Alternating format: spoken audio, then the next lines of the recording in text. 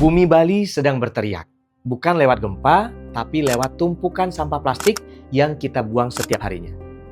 Krisis sampah ini bukan semata-mata problem fisik yang kita hadapi setiap hari, Sobat Jiwa. Ini adalah manifestasi spiritual dari apa yang sedang terjadi di Bali. Di video kali ini, ayo kita lepas dulu sejenak ya Sobat Jiwa, label tentang wisatawan, warga lokal, atau pendatang. Dan kita bicara sebagai satu jiwa yang sedang memulihkan Bali kita tercinta. Sobat Jiwa, kita perlu menyadari satu hal. Bali bukan sekedar pulau fisik atau destinasi wisata. Bali adalah sebuah entitas spiritual yang hidup. Bali bernafas melalui konsep Trihita Karana, keseimbangan dan keselarasan hidup. Tapi tumpukan sampah yang kita lihat di banyak sudut jalan di Bali saat ini adalah tanda bahwa keseimbangan dan keselarasan itu sedang terganggu. Secara spiritual, krisis ini adalah sebuah cermin yang menunjukkan bahwa hubungan kita dengan palemahan atau alam sedang disconnected atau terputus. Bali sedang berbicara dengan caranya sendiri. Bali sedang berteriak, dia sudah nggak sanggup lagi untuk menampung proyeksi konsumerisme kita yang berlebihan. Kita terlalu banyak mengambil, terlalu banyak mengkonsumsi, hingga alam kehilangan ruang untuk bernafas. Suka atau tidak suka, Sobat Jiwa, ini adalah bentuk dari karma kolektif. Sebuah peringatan keras dari semesta bahwa kesucian atau nirmala sebuah tempat tidak bisa dijaga hanya dengan ritual banten atau upacara megah semata, tanpa tindakan nyata menjaga fisik buminya. Doa kita tidak akan pernah benar-benar tembus ke langit jika tangan kita masih terus menyakiti Bali. Kesucian batin harus selaras dengan kebersihan fisik. Di balik krisis ini, ada sebuah undangan untuk sama-sama kita sadari. Ini adalah momentum bagi kita semua untuk naik level secara spiritual. Bergeser dari spiritualitas yang sifatnya hanya meminta melalui doa, menjadi spiritualitas yang memberi melalui aksi nyata merawat bumi. Inilah ujian kesadaran kita yang sesungguhnya. Mampukah kita mencintai Bali lebih dari sekedar keindahannya, tapi juga dengan menjaga kelestariannya? Kita sering merayakan Bali sebagai wajah pariwisata dunia. Namun di balik layar, ada realita pahit yang tersembunyi di balik angka-angka kunjungan itu. Selama bertahun-tahun, fokus kita terjebak pada politik pencitraan. Anggaran daerah diputar habis-habisan untuk promosi, hotel mewah, atau akses jalan yang estetik. Namun investasi pada sistem pengelolaan limbah jangka panjang justru dianaktirikan. Sampah dianggap tidak menghasilkan cuan secara visual, sehingga ia disembunyikan di halaman belakang. Sementara izin pembangunan terus diberikan tanpa audit ketat terhadap daya tampung bumi. Kalau kita bedah lebih dalam secara aspek industri, kita sedang hidup di dalam era di mana perusahaan membuang beban ke alam demi mengejar profit aja. Mereka menciptakan kemasan plastik yang murah dan efisien untuk menjamin keuntungan pribadi, namun membiarkan sampah residunya menjadi beban publik dan juga pemerintah. Mereka mengambil untung dari penjualan, tapi alamlah yang membayar harga kerusakannya. Tragedi ini bahkan merayap masuk ke dalam ruang paling suci kita, ritual persembahan. Fenomena canang yang kini diisi dengan permen, biskuit dalam plastik, atau dibungkus klip plastik, itu adalah simbol nyata dari pendangkalan spiritual. Secara tradisional, canang adalah jalinan unsur alam dari panca mahabhuta. Ketika unsur organik ini diganti dengan materi sintetis, koneksi kita dengan elemen bumi itu sebenarnya sudah terputus atau disconnected. Plastik tidak bisa menyatu dengan tanah, Sobat Jiwa. Itu artinya dia tidak bisa pulang.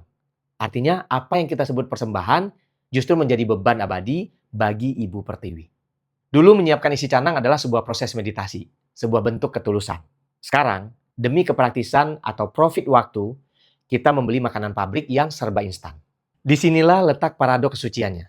Bagaimana mungkin kita memohon pembersihan diri atau penyudamala melalui ritual, namun sarana yang kita gunakan justru mengotori dan merusak alam yang kita anggap suci. Sobat Jiwa, ini adalah momen untuk kita sadar sepenuhnya. Jangan sampai niat kita untuk memberi atau yadnya justru menjadi tindakan mengambil dari alam secara paksa. Memberi persembahan dalam plastik sama saja dengan menitipkan beban pada masa depan anak cucu kita. Kita tidak bisa terus bersembunyi di balik argumen tidak ada lahan atau bukan wilayah saya. Karena semesta sebenarnya tidak mengenal batas administrasi. Jika bumi kita sakit, maka jiwa yang tinggal di atasnya pun tidak akan pernah benar-benar sehat. Saatnya kita berhenti untuk memuja kecepatan dan mulai memuja keberlanjutan. Karena spiritualitas yang sejati tidak ditemukan dalam plastik yang instan, melainkan dalam ketulusan kita menjaga rumah bagi jiwa kita sendiri. Dalam perjalanan mengenal diri, kita perlu menyadari bahwa rumah yang kita tempati adalah perpanjangan dari tubuh kita dan pikiran kita sendiri. Itulah mengapa aktivitas membuang sampah rumah tangga sebenarnya bukan sekedar urusan bersih-bersih fisik aja Sobat Jiwa. Melainkan sebuah simbol suci dari proses pelepasan atau letting go. Secara energi, sampah adalah energi yang sudah tidak bergerak. Sebuah stagnan energi. Jika kita membiarkannya menumpuk, dia akan menghambat aliran prana atau aliran chi di dalam ruang hidup kita. Inilah alasan mengapa kadang kita merasa lelah secara mental atau merasa buntu tanpa sebab yang jelas. Karena energi di sekitar kita tersumbat oleh sisa-sisa yang nggak lagi kita butuhkan. Setiap tumpukan sampah yang kita buang sebenarnya adalah jejak dari keinginan kita. Dengan memilah sampah secara sadar, kita sebenarnya sedang diajak untuk masuk ke dalam ruang refleksi. Apakah yang aku konsumsi hari ini benar-benar kebutuhan jiwa atau sekedar pemuasan ego yang sesaat? Disinilah membuang sampah berubah menjadi ritual transmutasi, sebuah cara harian untuk melepaskan beban emosi yang sudah tidak melayani pertumbuhan diri kita. Kesadaran ini sebenarnya bukanlah hal yang baru Sobat Jiwa.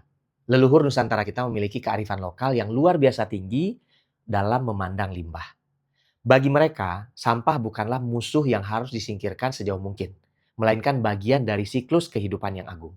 Melalui konsep Mamayu Hayuning Bawono atau Merti Deso, leluhur kita mengajarkan bahwa mempercantik dan menjaga keselamatan dunia adalah kewajiban suci dari setiap manusia. Mereka tidak pernah membuang sesuatu sembarangan karena ada satu keyakinan yang mendalam bahwa setiap jengkal tanah itu memiliki penjaganya masing-masing. Menjaga kebersihan tanah adalah bentuk dari penghormatan paling dasar kepada entitas yang menjaga ruang tersebut. Dulu leluhur kita sudah mempraktekkan ekonomi sirkular yang murni. Apa yang berasal dari bumi harus kembali ke bumi dalam keadaan baik agar siklus kesuburan itu tidak terputus. Sampah organik dikembalikan ke tanah sebagai pupuk untuk menjaga kehidupan tetap berputar. Tidak ada yang terbuang sia-sia karena mereka memahami bahwa kita adalah bagian dari ekosistem itu sendiri, bukan penguasa di luar dari ekosistem. Bahkan etika nyuci jiwa melalui aktivitas menyapu halaman di pagi hari itu bukan hanya soal estetika. Itu adalah cara untuk menyambut energi matahari dan rejeki yang masuk ke rumah. Dengan menempatkan sampah pada tempatnya, kita sedang melakukan ritual penghormatan kepada Ibu Pertiwi.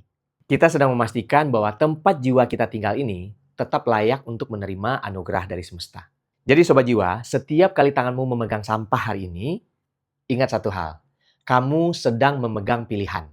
Apakah kamu akan menambah beban bumi atau kamu mempraktekkan ajaran leluhur kita untuk memuliakan kehidupan. Sobat Jiwa, kita perlu jujur sama diri kita sendiri. Spiritualitas yang sejati bukan hanya soal doa atau seberapa rajin kita beribadah. Spiritualitas yang benar-benar hidup adalah soal jejak apa yang kita tinggalkan di atas tanah yang kita pijak saat ini. Krisis yang kita hadapi hari ini adalah undangan bagi kita semua untuk kembali pulang, kembali memulihkan hubungan kita dengan Ibu Pertiwi yang selama ini diam-diam menanggung beban kehidupan kita. Langkah-langkah kecil itu bisa dimulai dari dalam rumah kita sendiri, Sobat Jiwa. Cobalah untuk memulai memilahnya secara sadar dan belajarlah melepaskan apa yang tidak lagi dibutuhkan tanpa menyakiti lingkungan. Dan yang terpenting adalah mulailah untuk mengurangi penggunaan plastik dalam setiap persembahanmu. Ingat Sobat Jiwa, Tuhan tidak butuh plastik pembungkusnya. Beliau melihat ketulusan hatimu dalam menjaga ciptaannya. Menjaga kebersihan dan kelestarian bumi adalah bentuk sembahyang yang paling nyata dan paling jujur di hadapan alam semesta. Ini adalah bentuk pengabdian tanpa kata-kata, namun dampaknya akan terasa hingga generasi masa depan. Jadi mulai sekarang tanyakan pada hati kecil kita semua masing-masing Sobat Jiwa. Sudahkah kita benar-benar berdoa dengan cara merawat bumi hari ini. Ayo Sobat Jiwa, kita jadikan satu kebiasaan kecil, yaitu menjaga lingkungan sebagai bagian dari latihan spiritual harian kita. Saya pengen tahu nih dari Sobat Jiwa semua, langkah kecil apa yang sudah kamu mulai hari ini? Coba tulis jawabannya di kolom komentar ya. Satu hal sederhana yang kamu lakukan untuk mengurangi sampah di rumahmu hari ini. Mari kita melangkah bersama, saling menginspirasi untuk menciptakan jiwa dan bumi yang lebih bahagia. Terima kasih sudah menyimak video ini sampai akhir. Kita aminkan langkah kita hari ini menjadikan kita sebagai pribadi yang lebih baik setiap harinya. Sampai jumpa di langkah jiwa berikutnya.